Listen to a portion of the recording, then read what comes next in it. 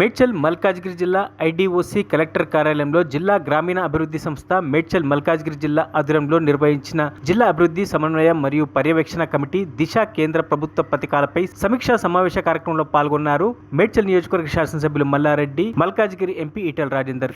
ఈ కార్యక్రమంలో వారితో పాటు జిల్లా కలెక్టర్ గౌతమ్ పాత్రు, శాసనసభ్యులు మరి రాజశేఖర్ రెడ్డి, కేపీ వివేకానంద, బండారి లక్ష్మారెడ్డి, ప్రజాప్రతినిధులు, అధికారులు తదితరులు పాల్గొన్నారు.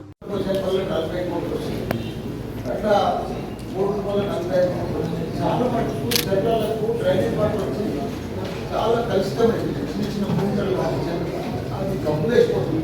దయచేసి వచ్చిన డబ్బుల మెజారిటీ జిల్లాలో డ్రైనేజ్ వాకుండా బైపాస్ చేసే సిస్టమ్ నేను ఎక్కువ కలుసుకుంటాను. ఆ కమిషనర్లు అందరూ